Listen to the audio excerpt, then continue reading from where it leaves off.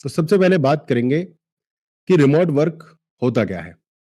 Normally हम किसी company में जाते हैं, ऑफिस में जाते हैं और वहां जाकर काम करते हैं। वो होता है on the spot work, office का work, right? On site work बोलते हैं उसे। और अगर वही काम मैं ऑफिस जाके ना करूं, घर से करूं, कहीं से भी करूं, ऑफिस जाके ना करूं, होटल से करूं, अपने घर से करूं, ट्रैवल करते हुए करूं, गाड़ी में से कर लूं, उसे बोलते हैं रिमोट वर्क। मतलब आप नौकरी पे तो हो बट ऑफिस में नहीं हो। That is called remote work. और अब इस दुनिया कोविड के बाद तेजी से रिमोट वर्क की तरफ बढ़ रही है। उसके बहुत सारे कारण हैं कि कंपनी को बिल्डिंग का किराया नहीं देना पड़ता, कैब्स का किराया देना नहीं पड़ता, बिजली का किराया देना नहीं पड़ता, बहुत सारे ऑफिस में स्टाफ रखने पड़ते हैं एम्प्लॉइज को मैनेज करने के लिए। वो सबसे मतलब कुल मिलाकर रिमोट वर्क से कंपनीज को बहुत तगड़ा प्रॉफिट हुआ है फाइनेंशियल। कोविड में मिला था बहाना, बट बाद में मिल गया रास्ता।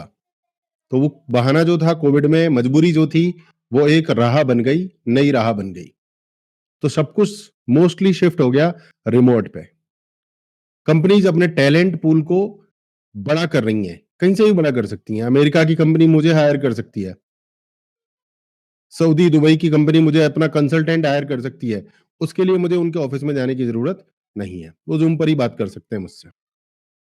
ना तो उन्हें मेरे अकोमोडेशन पे पैसा खर्च करने की जरूरत, ना मेरे लिए ऑफिस बनाने की जरूरत, कोई जरूरत नहीं है।